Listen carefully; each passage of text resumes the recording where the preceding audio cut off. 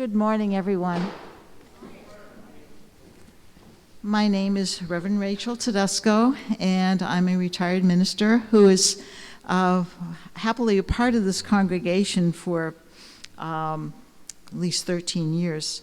So I'm your worship associate this morning, and I warmly welcome you to First Parish Unitarian Universalist Church in Bridgewater.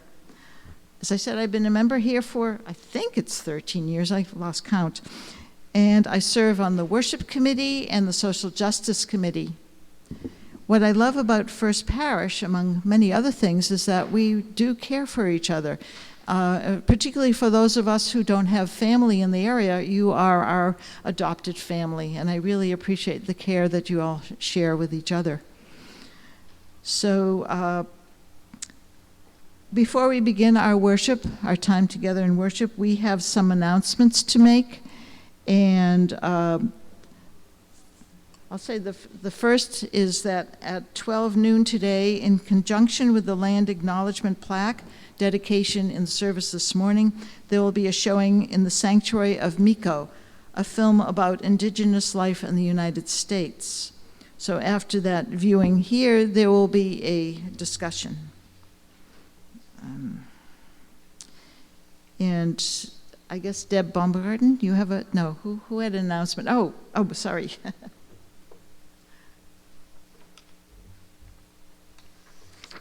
Good morning. We are going to have a knit-in for scholarship at the Bridgewater Public Library on Saturday, February 18th. It is the AAUW, which stands for American Association of University Women. We're going to be knitting or crocheting 7 by 9 inch blocks to be assembled into lap robes to be donated to hospice. Donation is $10. Number 7 needles or J/K crochet hook, and washable worsted weight number 4 yarn. And if you don't have materials, we'll have extras. And we can also teach people if you don't know how to knit or crochet. Thanks. Are there any other announcements that need to be made? No. Very good. Now we will have our prelude.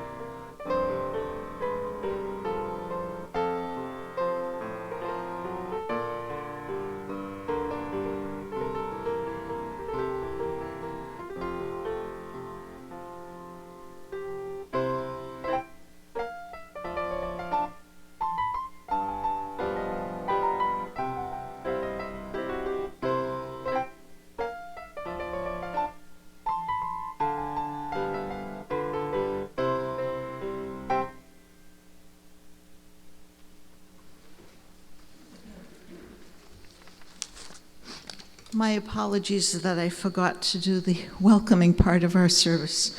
So, thank you, Denise. First Parish Bridgewater is a welcoming congregation. We proudly fly the rainbow flag to symbolize our welcome to people of every description. For families with young children visiting us this morning, we welcome you to see an usher at the back of the sanctuary to receive one of our faith exploration boxes that are filled with creative activities that connect to our Unitarian Universalist principles.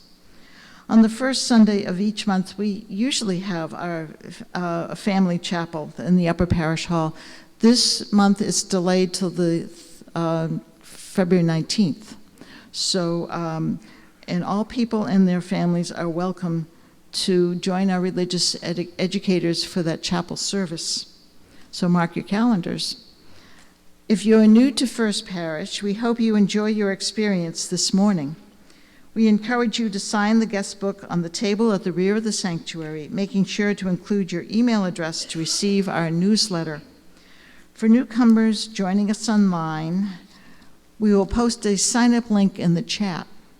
We invite all who are here in person to join us after the service for a time of fellowship, and that will be in the Upper Parish Hall. The service is being hosted via Zoom and recorded for Bridgewater Cable TV. The camera is turned off to protect your privacy during the sharing of joys and sorrows. In the event of an emergency or evacuation drill, please leave the building through the main sanctuary doors, or should you need a ramp through the school street entrance, where a volunteer will be able to help you. You are welcome here. Thank you for joining us. Your presence, whether in person or online, makes a difference. And now we will move on to our chalice lighting.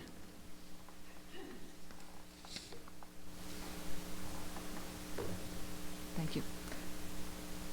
We light our chalice to mark the sacred hour as we gather in this beautiful historic sanctuary, both in body and in spirit. We connect to the many generations that have come here to explore the divine. Let us join our hearts and find the holy in our relationship to each other. It is time to share worship together. And now let us rise in body or spirit and join our voices for the affirmation of our covenant. Love is the spirit of this church, and service its gift. This is our great covenant, to dwell together in peace, to speak the truth in love, and to help one another.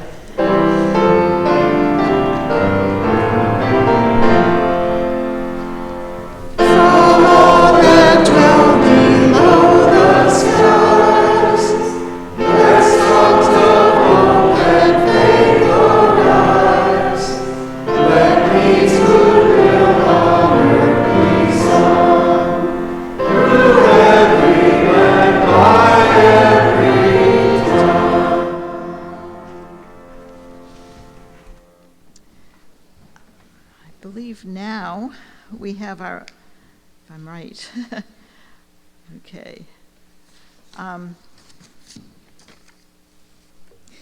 Now A.J. Derby will share with us the background of our church's new land acknowledgement. So I invite A.J. to come forth and do that.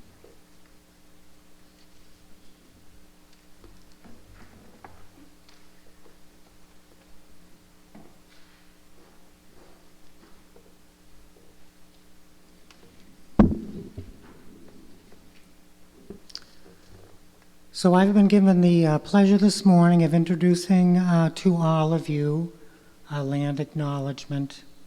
This is an effort that's been in the making now for some time, and I'm going to give you just a brief, some of my thoughts on how I perceive this to have happened. Almost 3 years ago, I had an opportunity to listen to Dr. Joyce Rain Anderson give a talk at the Academy building on the first time that they had raised the rainbow flag. And I was so inspired by her talk that I wanted to do some more investigating into my own ancestral of the indigenous people. I come from the Midwest, the Dakotas, and I came away after hearing her speak with a better understanding of the meaning of intersectionality and how we are all connected. And it speaks perfectly to one of our principles in UU. So it was probably June of that same year that we were about ready to have our, well, no, it was in September of that year that we were having our water communion. And as I was coming through the square, I stopped and I took some water from the fountain. And when it came my turn to put it into the vase up front, I said that, where it had come from, that it came from the beautiful fountain down at the Academy building, and that that fountain is on land that belonged to the indigenous people. And I went on further to say that the sanctuary that sits here today was on land belonging to the indigenous people. And I think that that was all that the Social Justice Committee needed to hear, because they thought it would be worthy to do a land acknowledgement. And so today, we are going to dedicate this land acknowledgement. I'm going to hold it up and let you see. And this will be after our service today, before the film showing. And as you can see, it's also projected up here on the screen. And there's just, I wanted to say thank you to a few people.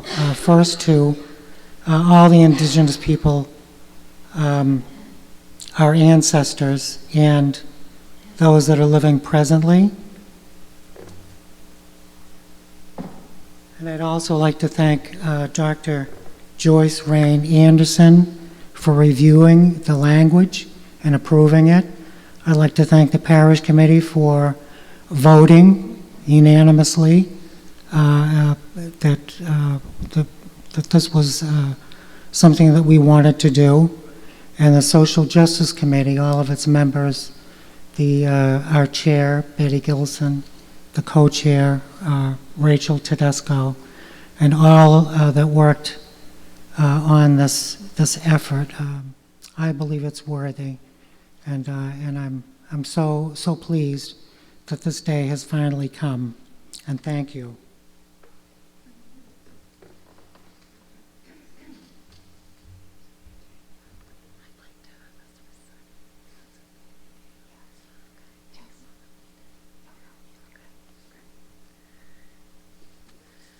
Alan, I'm going to ask you to bring that slide back up, because I think the most effective, best way that we can dedicate this acknowledgement, adding to the words and the background that AJ shared with us, is to speak them, to affirm them with our presence, our witness, and our voices.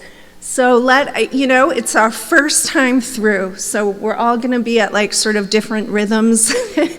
And that's okay.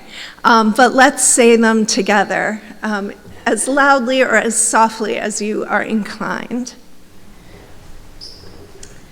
We acknowledge that our church building sits on the traditional land of the Wampanoag, Massachusetts, and Pokanoket peoples.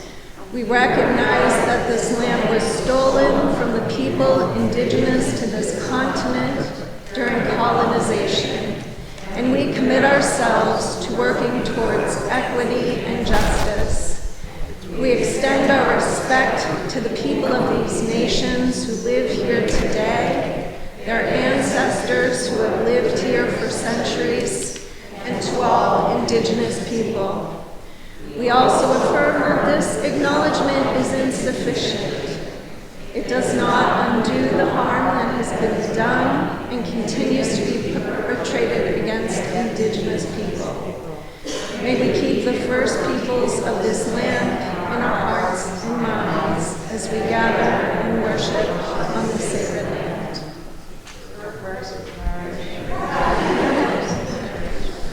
Well done. Thank you, friends.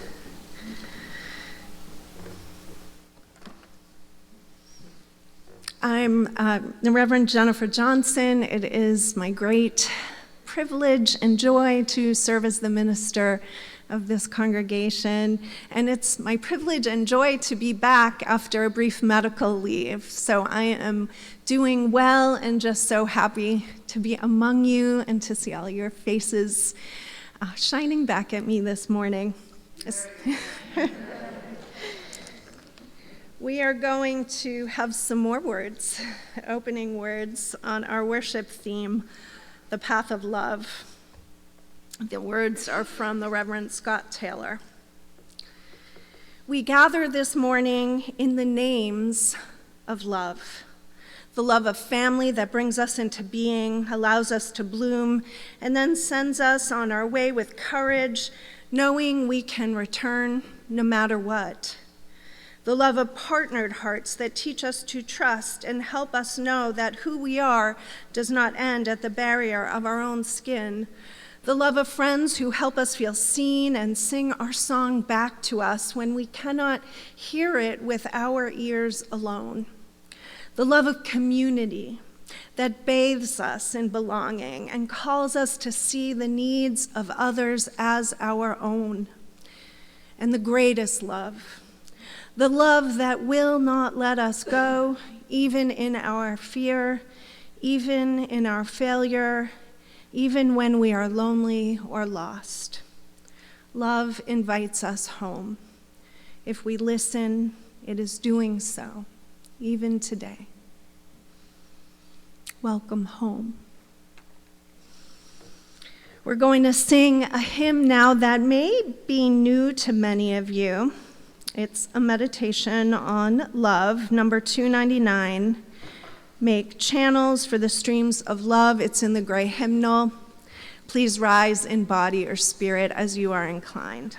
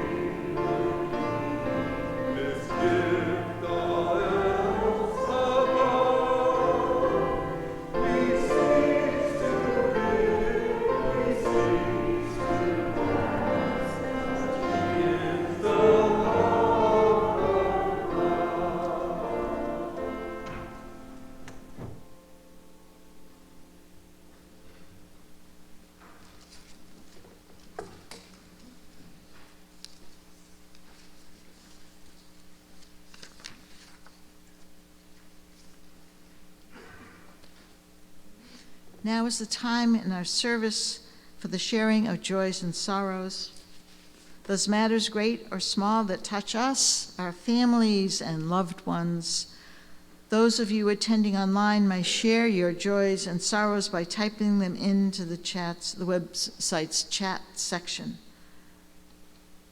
Is any?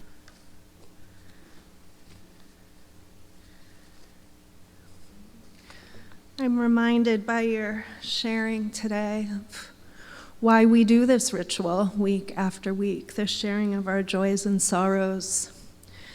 Because we are vulnerable and we share that vulnerability. Our bodies are subject to illness, pain, and suffering, to the ferocity of the elements. Our spirits, too, are vulnerable to feelings of alienation, forgetting that we are, in fact, always held in love. But it is only when we acknowledge our vulnerability that we are able to cultivate compassion for ourselves and one another. And compassion is the balm that we have to face our vulnerability in ourselves and one another, and to heal our wounds, to receive the blessings of love and care and friendship that abound. And so we also share this ritual to bring to light the abundance of goodwill and care and compassion in this community and every community that gathers in love and faith. Let us take a moment then to just hold what we have heard, the quiet space in your heart, feeling love's flow with your breath.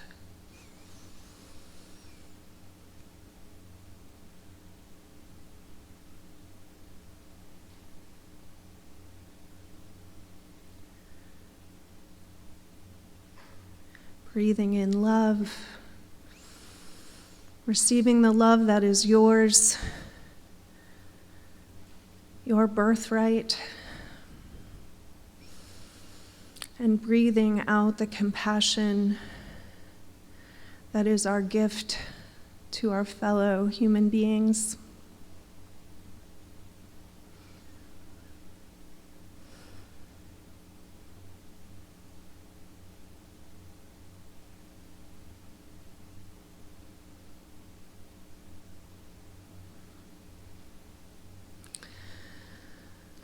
I'm going to lead us now in a responsive prayer that was composed by the UU minister Naomi King.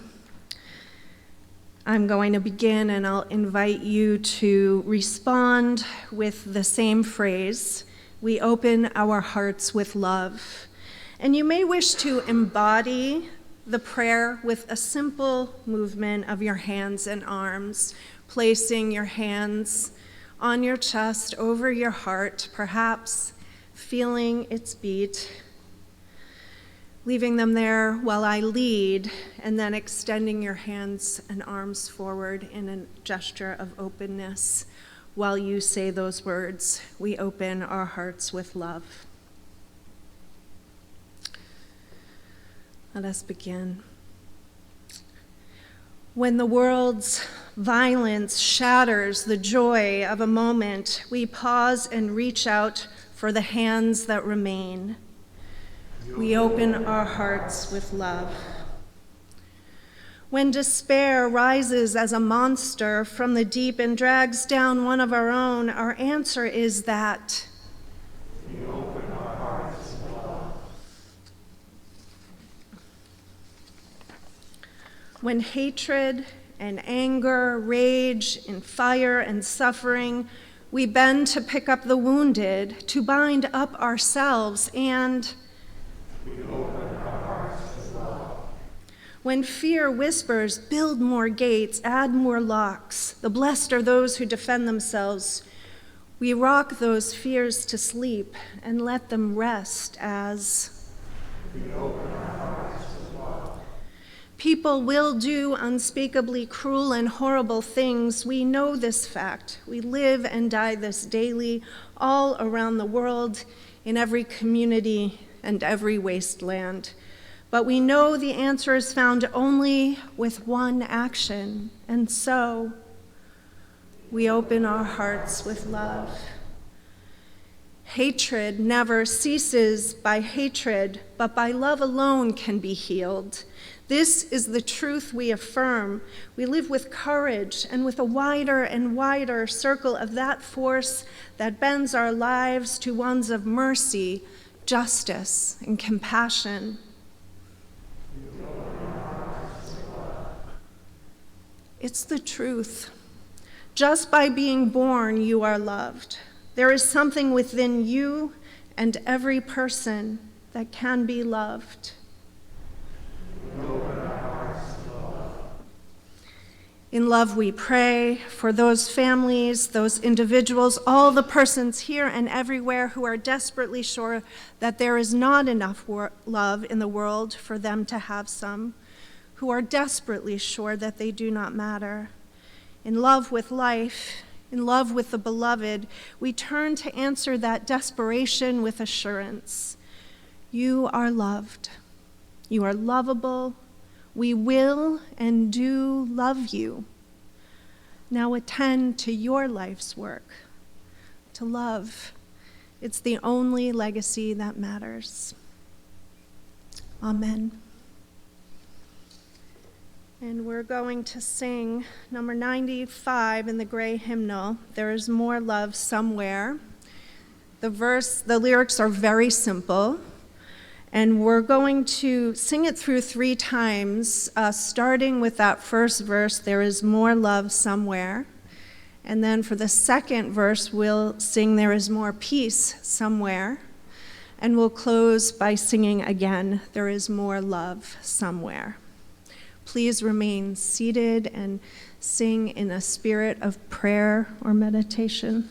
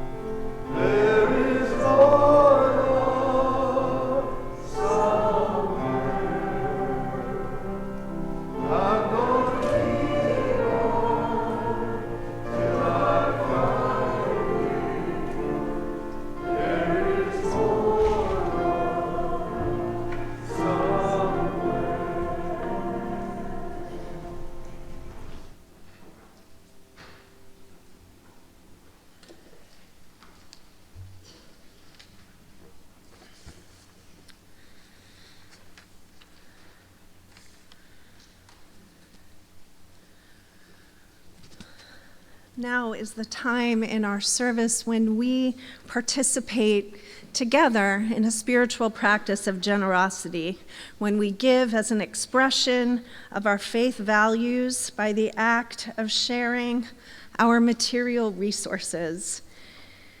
The offertory that you give and that we receive this morning supports the ministry of this congregation and the work in the world of a community organization that shares our UU values.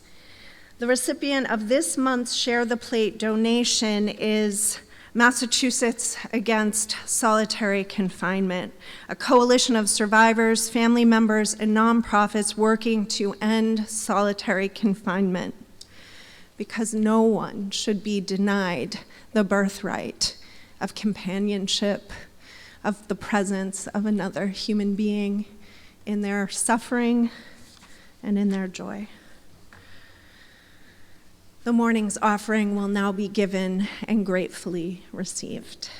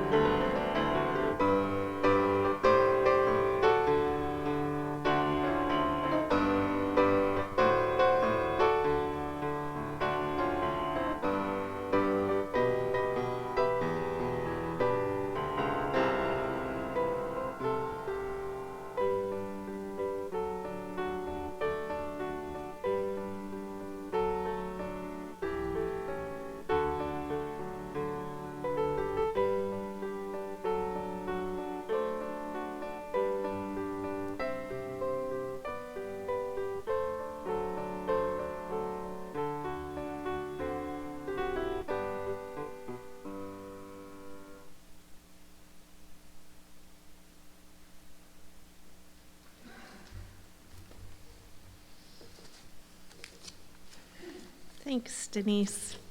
I think we really needed that little bit of lightness in that. Our reading this morning is from All About Love by the late, beloved Bell Hooks. Awakening to love can happen only as we let go of our obsession with power and domination. Culturally, all spheres of American life, politics, religion, the workplace, domestic households, intimate relations, should and could have as their foundation a love ethic. The underlying values of a culture and its ethics shape and inform the way we speak and act. A love ethic presupposes that everyone has the right to be free, to live fully and well, to bring a love ethic to every dimension of our lives. Our society would need to embrace change. So ends our reading. Now for the choir.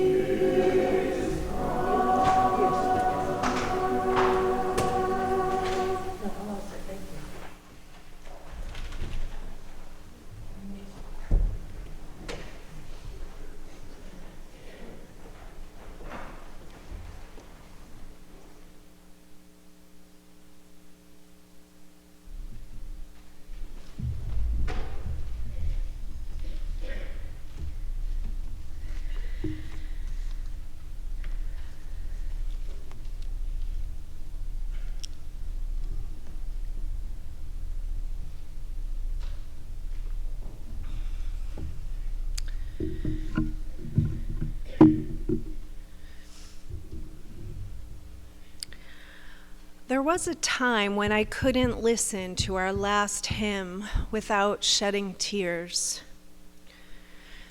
There is more love somewhere. There is more love somewhere. I'm going to keep on till I find it. There is more love somewhere.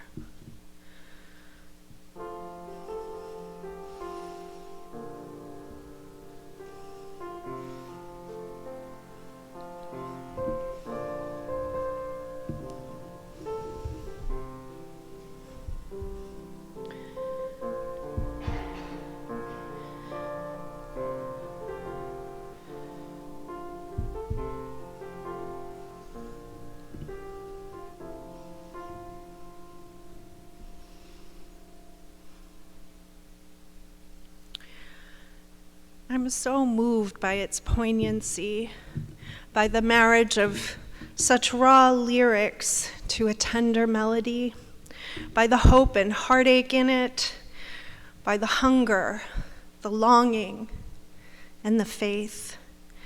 There is more love somewhere is a Christian spiritual from the African American tradition. The song was born out of the Black experience of enslavement and the Black response of resilience.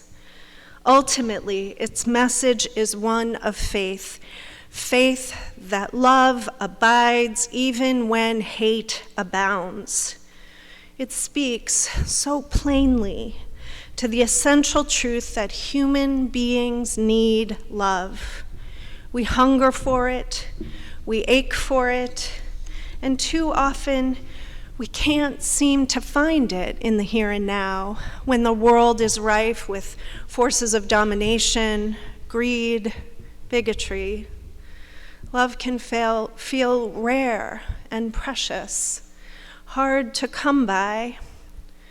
Yet the faithful seek it nonetheless, casting hope onto a nebulous future, some distant, better time and place, whether on earth or in heaven. I'm going to keep on till I find it. There is more love somewhere.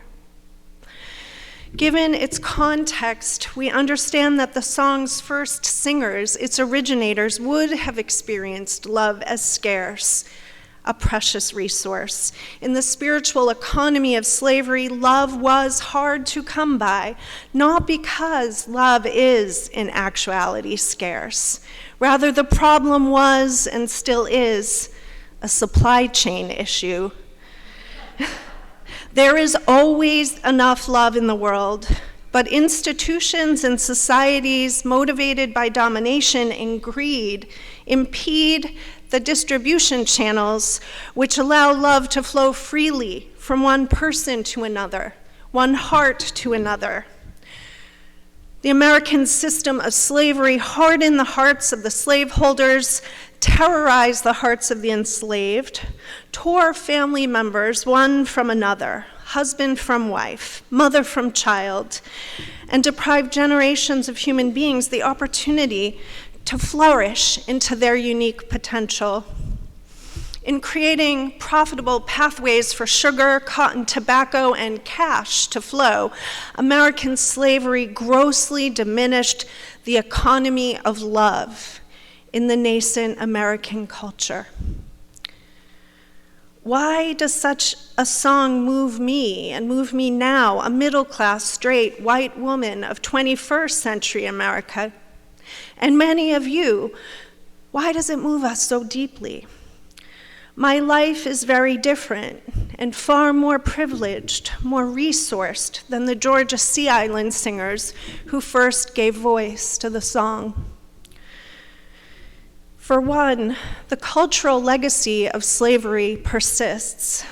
In the ensuing decades until this present day, the domination, greed, and bigotry at the foundation of slavery have found expression in other forms of institutionalized hate, from Jim Crow segregation to voter suppression, police violence, housing discrimination, and mass incarceration.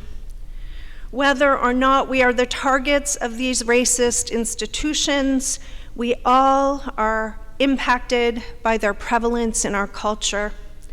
How does love flourish truly, deeply, and widely in a culture that sanctions discrimination, exploitation, hate, and violence? Beyond the legacy and persistence of white supremacy, we all are shaped by the forces of consumer capitalism. In such a system, we can feel like our role in the vast economic machine is the consumption of goods and the performance of labor. Our individuality may feel reduced to our economic functions, and our unique creative capacities may be overlooked by others and by ourselves. How can we love freely and abundantly when our unique humanity isn't fully nurtured by our culture? From our vantage point in this current time and place, we see the impacts of an economy that makes love scarce, from the local level to the national and global. Tune into the evening news and bear witness to heart-wrenching incidents of domestic violence in communities much like ours. A proliferation of gun violence, a fascist leader waging an unjust war on a democracy and its peoples, increasing tensions with China. In the wake of the horrific earthquakes in Turkey, evidence is coming to light that buildings may have been erected with little concern for the safety of people and far too great an emphasis on profit. When love is scarce, cultures and the people who compose them inevitably find other ways to cope with the problems of living. In a cultural climate of hate and division, we armor our hearts, suspecting our neighbors or vilifying them.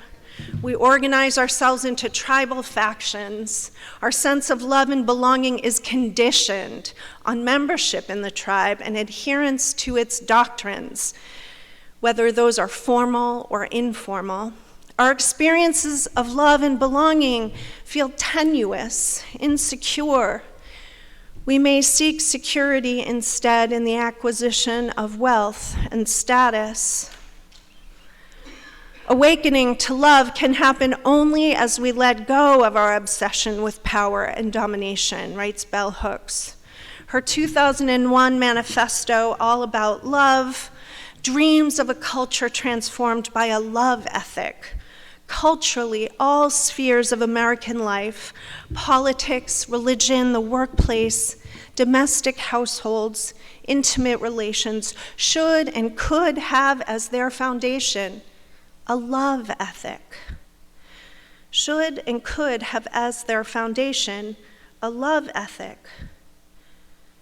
Why should a love ethic inform all spheres of American culture? Perhaps the answer is self-evident. We can take it at face value, especially after what I've just preached, because an ethic of domination reduces, diminishes, hardens, dehumanizes, exploits, and sometimes kills human beings. Most of us are here in this house of love because we know this to be true. We know that human beings need love. We know that love makes life worth living. We know that a love ethic is the path to individual and collective flourishing. In this church, we seek to build the beloved community for ourselves and all members of the human family. We come here to learn to lead lives of love, to deepen and widen our commitments to love, to give and to receive love freely. But just in case you need to back up your intuitive understanding, I'd like to share a bit of hard data, scientific evidence with you. Recently, Robert Waldinger and Mark Schultz, a medical doctor and psychologist, respectively, published a book called The Good Life. It draws lessons from the findings of an 80-year-old longitudinal study of human well-being. It followed the same people in real time over the course of their lives from the age of 14 until today or the time of their death. The study has shortcomings. Its original subjects were all white men from 2 cohorts, students from Harvard and at-risk youth from Boston's then low-income West End neighborhood. The study's directors have sought to mitigate these limitations by diversifying the subject pool in subsequent generations, and more importantly, by comparing their findings with similar studies of more diverse populations. In the end, they contend the single most determinative factor of well-being, according to their analysis, is good relationships, the frequency and quality of contact with other people. It doesn't have to be a particular kind of relationship, a marriage, parenting, friendship, just the frequency and quality of contact with people. Meaningful relationships, warm relationships, connected relationships are the key to happiness. Love is the key to happiness. Regardless of wealth, vocation, or social status, this finding held across the board. As the authors put it, good relationships keep us healthier and happier, period. Last year at this time, I preached a sermon about different forms of love, hoping to inspire you to a more expansive understanding of what love is and where we can nurture it in our own lives. Our culture tends to reserve the term love for romantic relationships and our most intimate family relationships. It takes a narrow view of love. But love can come in many shapes and degrees of intensities. Love relationships can be short-lived or lasting. We can love our intimate partners, children, grandchildren, parents, grandparents, aunts, uncles, and cousins. And we can love outside the bounds of blood and kinship. We can love friends, neighbors, students, co-workers, mentors and mentees, patients and caregivers, even strangers who become known to us briefly or from a distance. Not all kinds of love look the same or share the same degree of intimacy, but they all can contribute to our happiness, our well-being, our shared flourishing. Last year, I told you about my unique love relationship with my friend Karen, who was my first babysitter and who I have long come to think of as my fairy godmother. I invited you to think about the unique love relationships in your life, the ones you have and the ones you may wish to nurture going forward. My purpose in that sermon and this one is to move away from an understanding of love as a scarce resource and towards one of love as an abundant and ever-present energy, as abundant as every human heart beating on this blue boat home of ours. Our work is not so much to find love, but rather to make channels for that love that is already around us, so that the energy of love can flow freely and profusely between us. This idea leads me to our opening hymn, Make Channels for the Streams of Love. Perhaps less familiar to you than There Is More Love Somewhere. The lyrics conceptualize love differently, the economy of love differently. Love is not scarce and elusive resource that we must faithfully keep in order to find some. Rather, love has overflowing streams to fill every one of the channels we make for it. Though love is abundant in the economy of this song, we still have faithful work to do, not to find love, but to make channels for it to flow through. If we fail to channel love, we are left to thirst for it despite its abundance all around us. For we must share if we would keep this gift above all else. We cease to give, we cease to have. Such is the law of love. Put another way, Waldinger and Schultz, who wrote The Good Life, suggest that we may be sitting on a gold mine of vitality that we are not even paying any attention to. Potential relationships are all around us. Potentially deeper relationships are all around us. But we have to tap that potential. We have to open our hearts to people in our midst with more openness and authenticity, more vulnerability, attention, and care, if we are to make true channels for the streams of love. The late psychoanalyst and philosopher Erich Fromm defines love this way: love is the active concern for the life and growth of that which we love.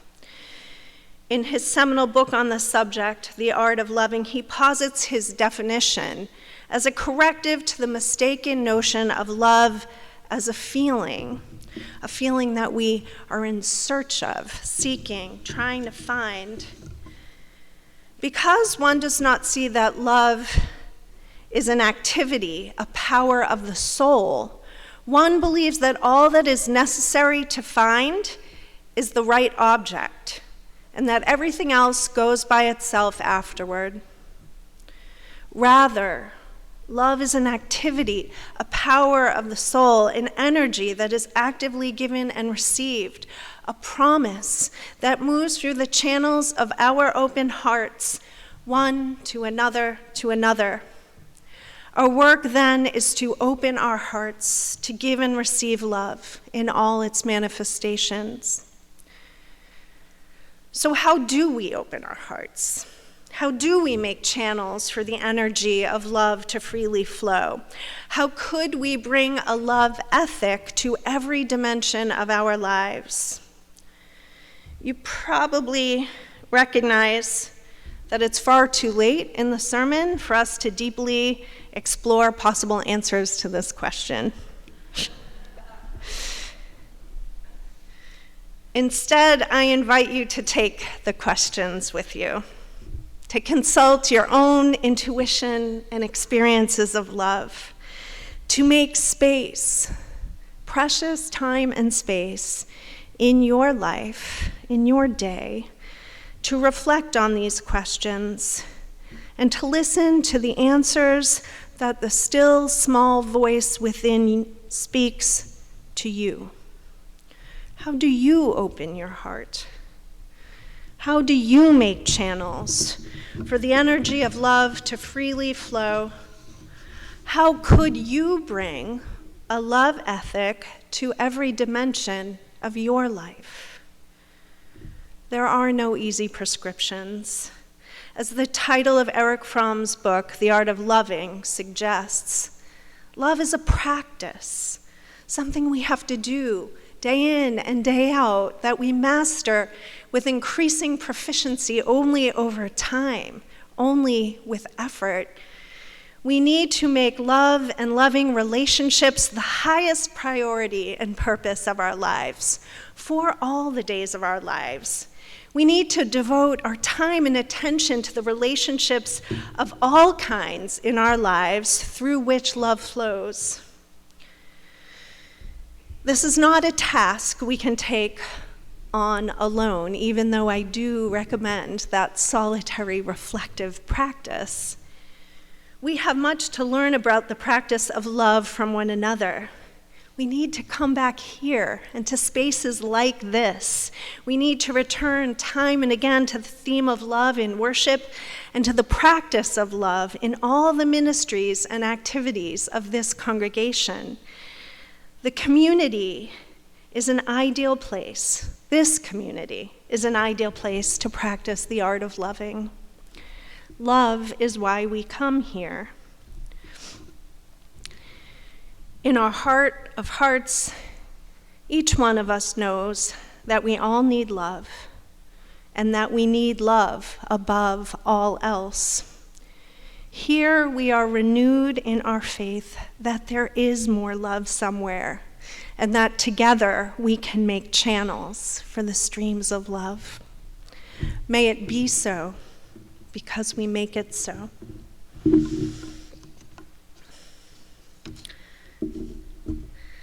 Let's sing. Number 131 in the gray hymnal, Love Will Guide Us.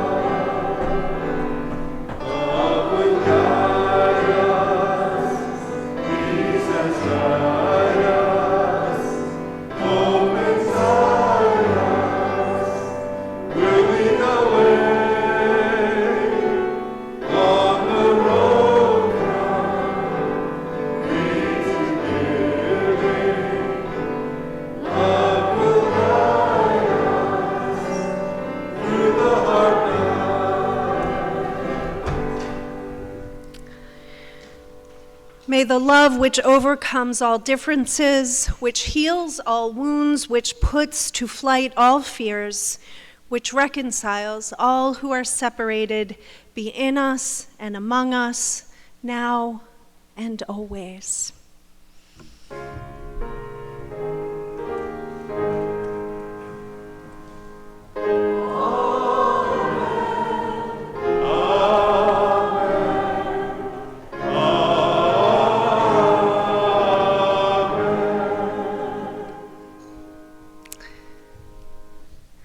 Please join in the words, the traditional words by which we extinguish our chalice.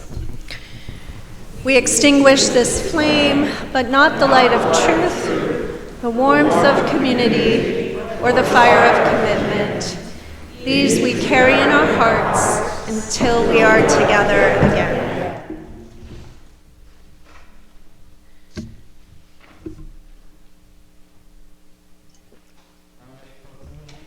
This one at the end, so just you'll know what to do.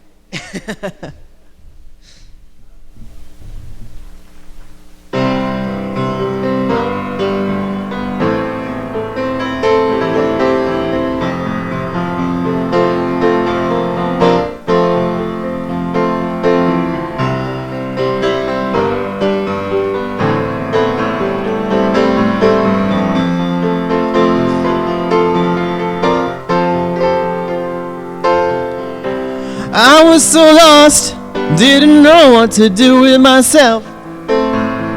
I was my own worst enemy, I was lost and know I needed help. Then you came along and saw what state I was in.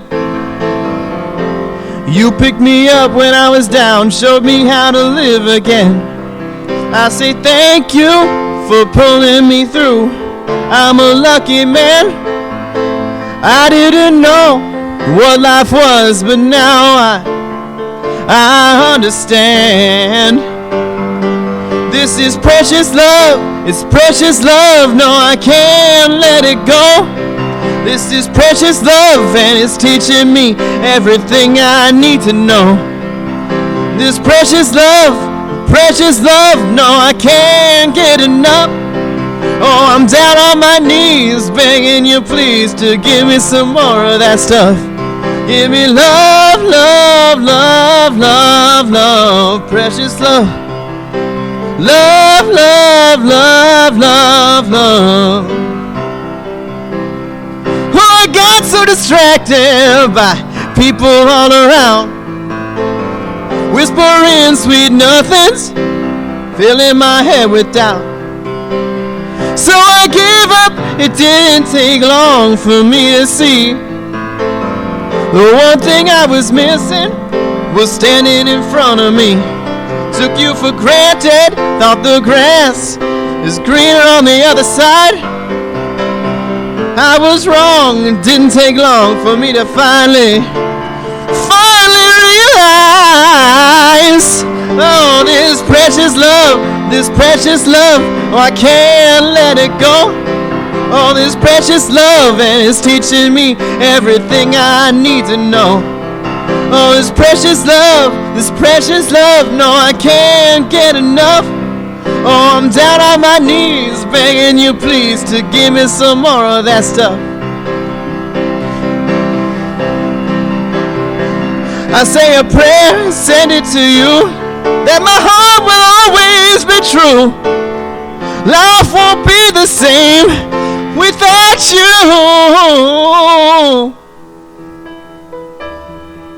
Say thank you. I'm a lucky man. I didn't know what life was, but now I understand.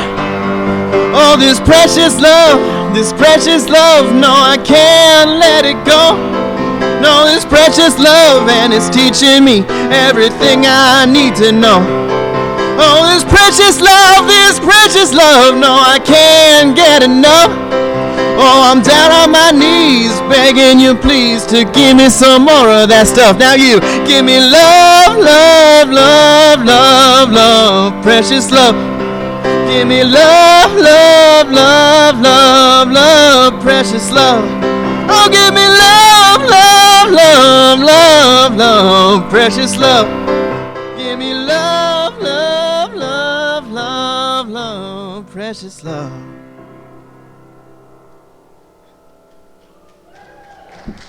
Thank you, Tony. I gave him a really hard task. I don't know if any of you, like me, are die-hard fans of the show Schitt's Creek. That's where it comes from. And if you're not, I urge you to give it a try. In its own quirky way, it's all about making channels for the streams of love. Our time of worship is coming to its close, and a time of fellowship will begin. Let us greet one another. And this time, I want to do so by bringing in the folks at home. If you were willing to turn on your cameras and unmute, we just want to say a quick hello. Or not. We'll just see your names and know you're there. Thanks. Thank you, friends.